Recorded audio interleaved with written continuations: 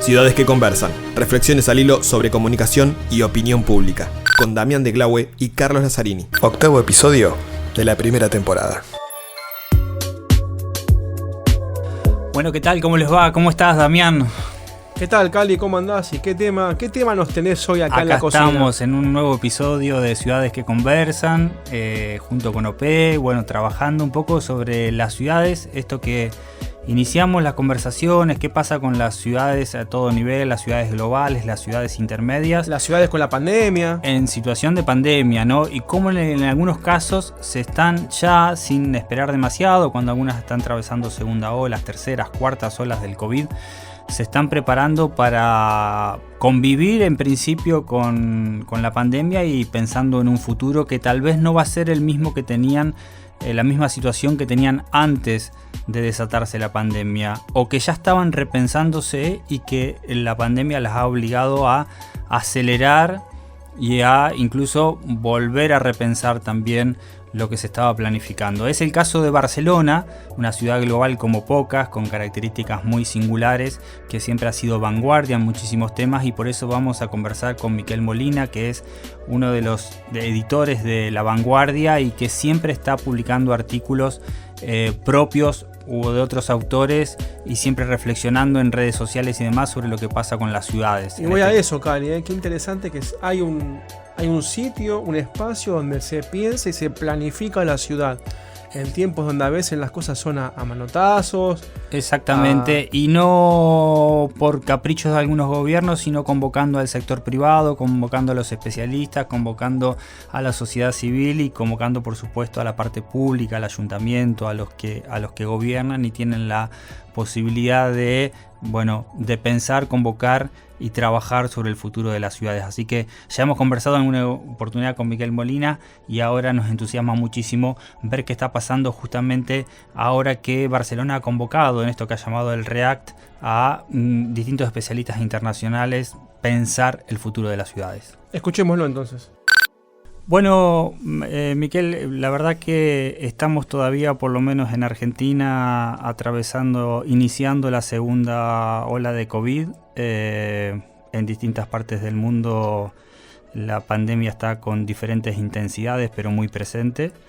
Y nos interesó mucho el caso de Barcelona, que aún en estas instancias, sin demorar demasiado, se ha puesto a trabajar sobre qué va a ser del futuro de Barcelona, ¿no? Y ahí me parece interesante esta convocatoria a especialistas de todo el mundo, juntando lo privado con lo público y con los distintos sectores que de alguna forma, hacen a la vida de las ciudades. Los ha convocado por 3 días como para pensar, imaginar el futuro de Barcelona. Tú has estado muy presente.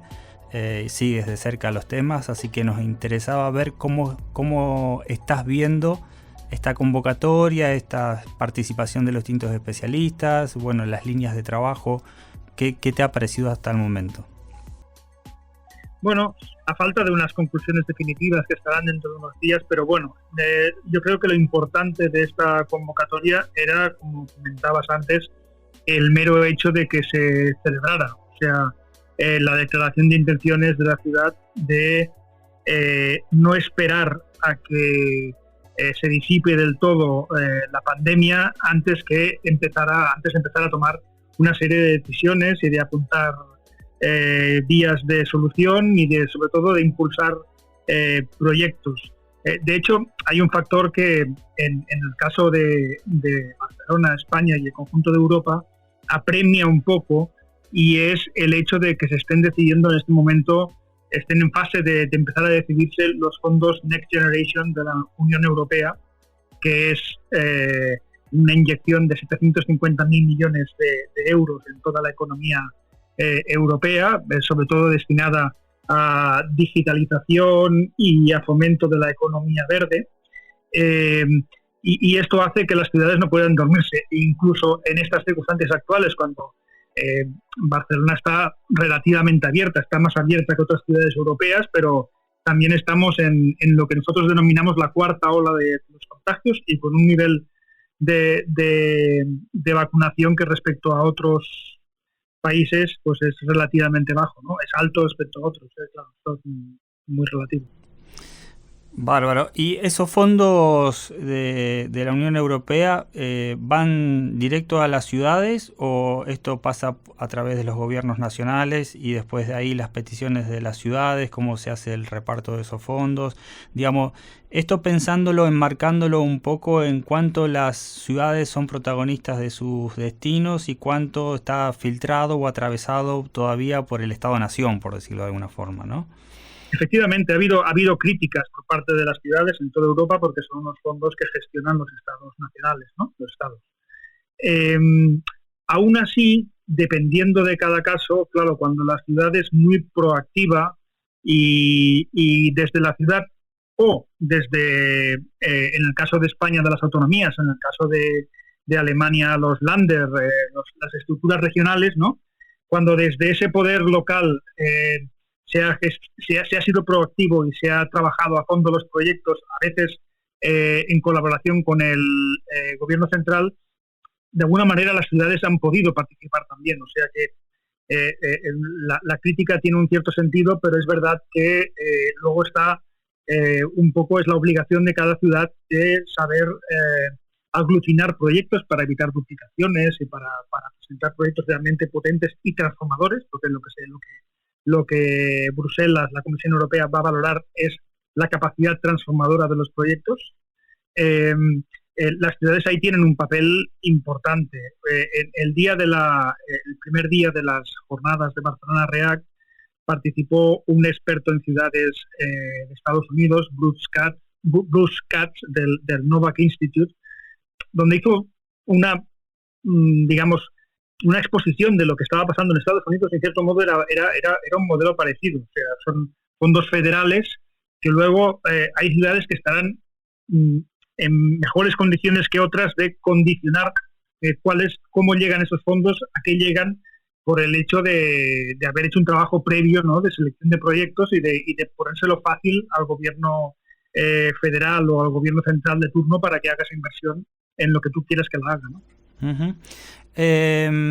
Nosotros seguimos, la verdad, que atentamente tus artículos, que siempre son interesantes, tus miradas, tus digamos, posteos en redes sociales y demás. Y hacías mención en alguno de ellos a que Barcelona va a tener que redefinirse, va a tener que buscar un nuevo relato, una nueva marca, por decirlo de alguna forma, una nueva narrativa, un nuevo horizonte.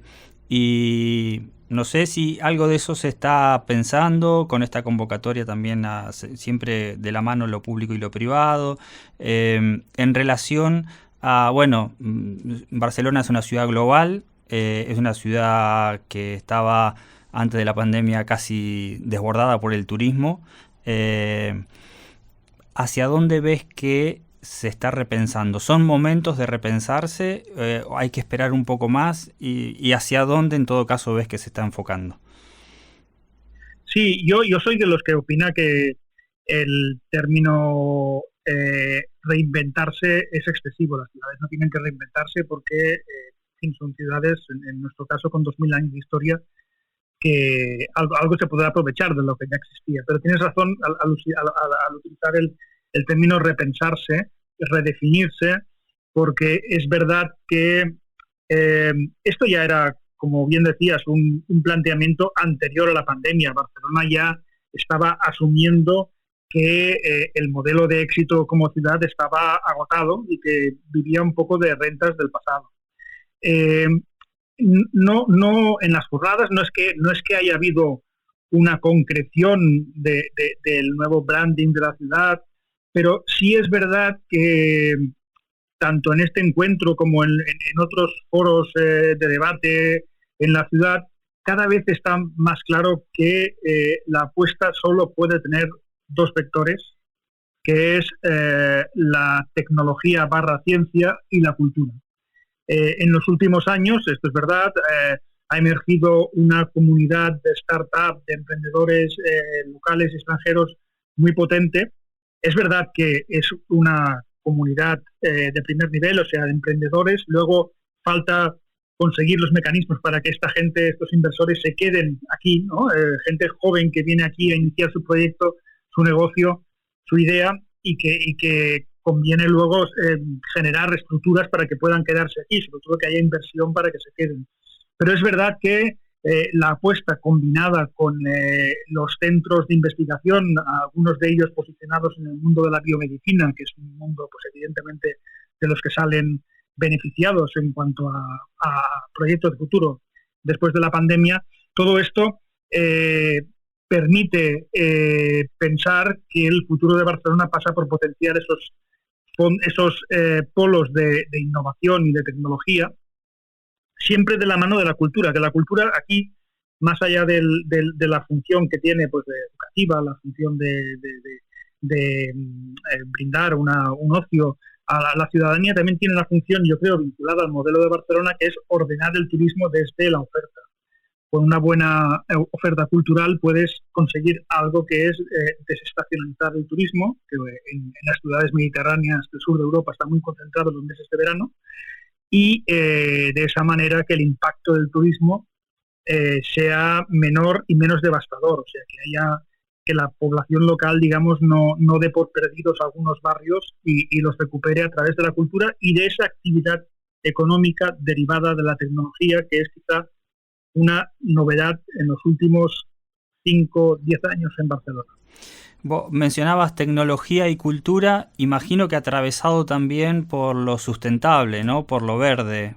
Es algo que me parece, y he visto por ahí que el ayuntamiento está pensando en una agenda 2030 de la supermanzana. Es eso que empezó por algunos barrios, que me parece que la idea es ir a una gran supermanzana, que Barcelona sea una supermanzana hacia adelante.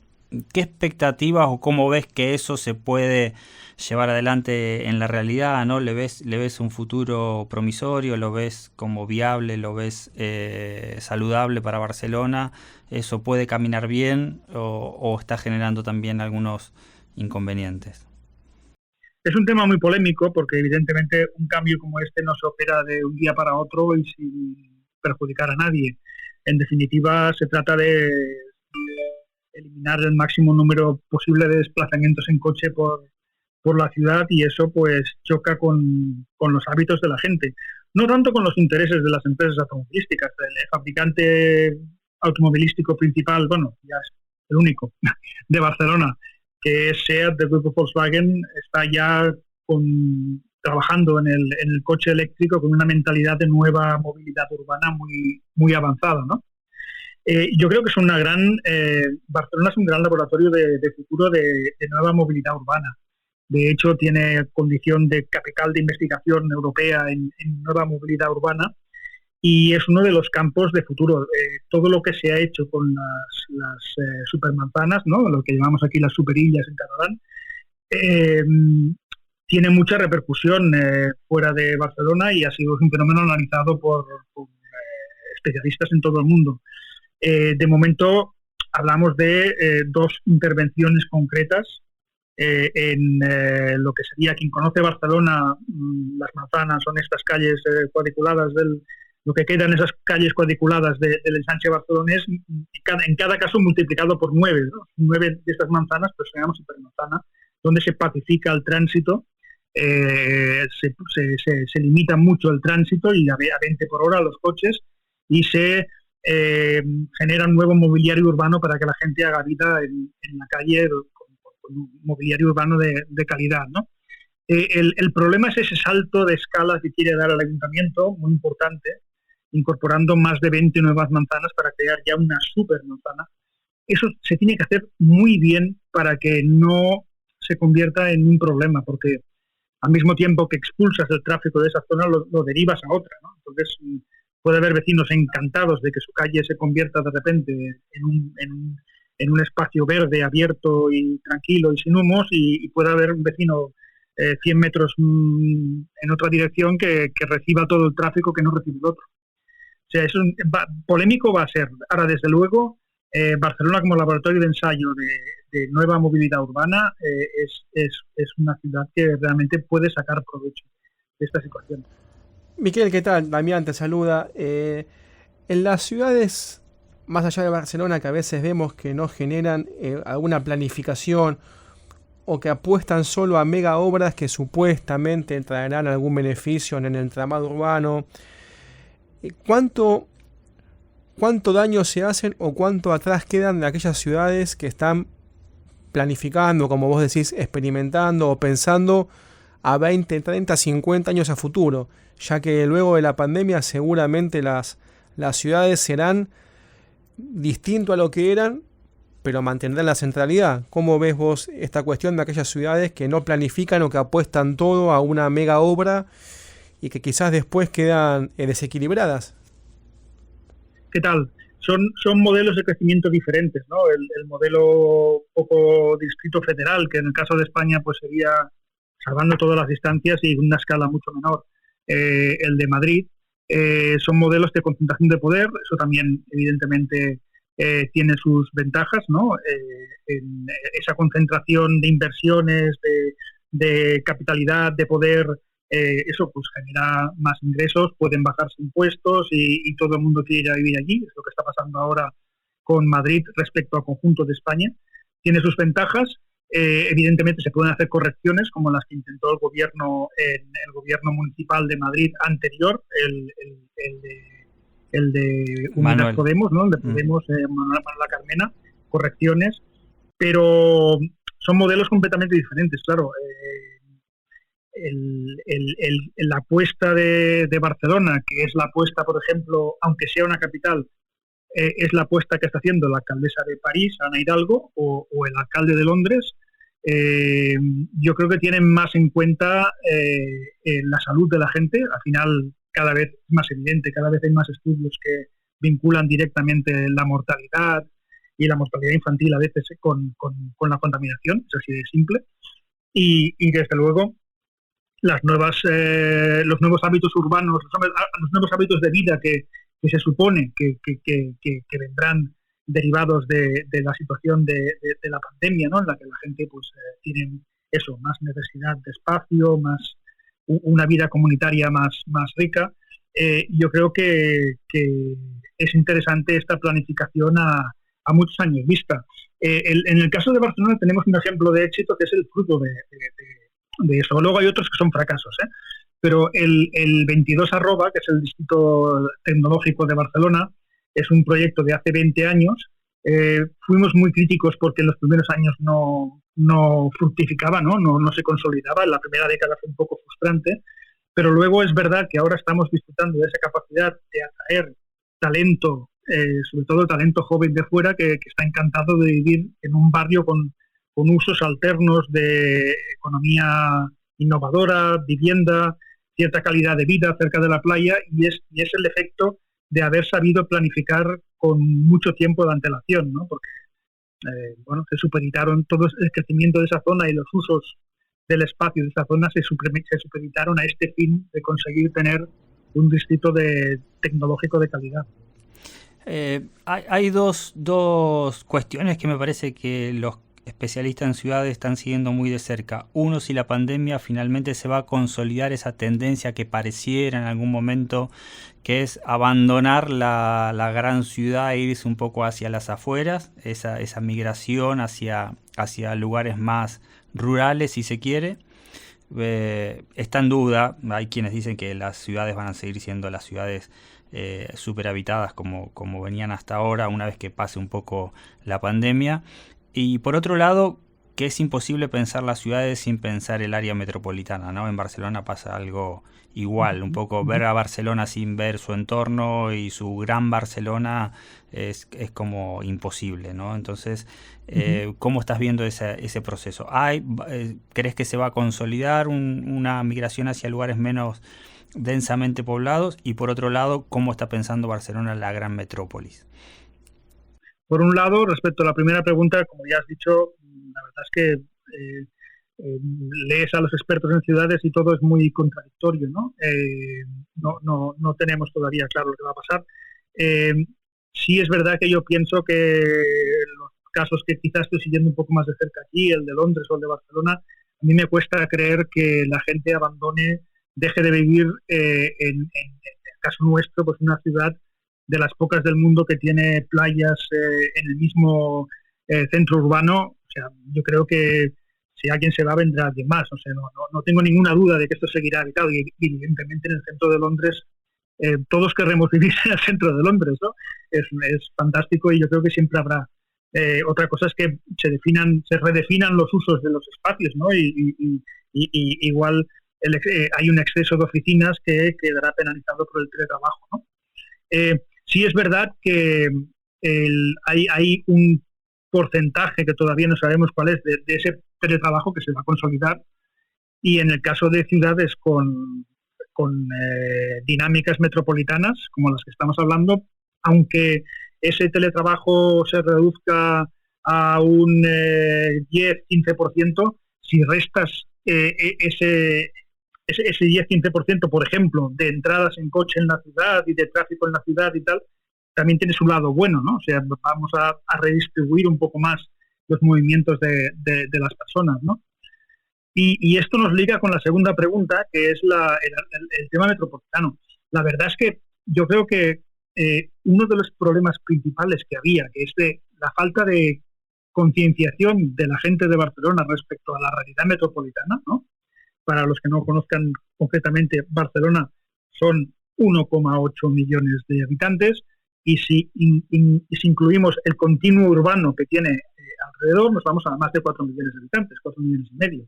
Entonces, esto es una realidad evidente. Nos hemos dado cuenta, mucha gente se ha dado cuenta con los confinamientos municipales, porque claro, gente que salía en bicicleta y era multada en la otra acera porque, en fin, se había acabado el municipio de Barcelona. O sea, los límites de Barcelona, el corsé de esta ciudad tan pequeña, se han puesto más que nunca en evidencia durante este tiempo, y esto ha creado cierta conciencia de que nuestra realidad es un poco más amplia.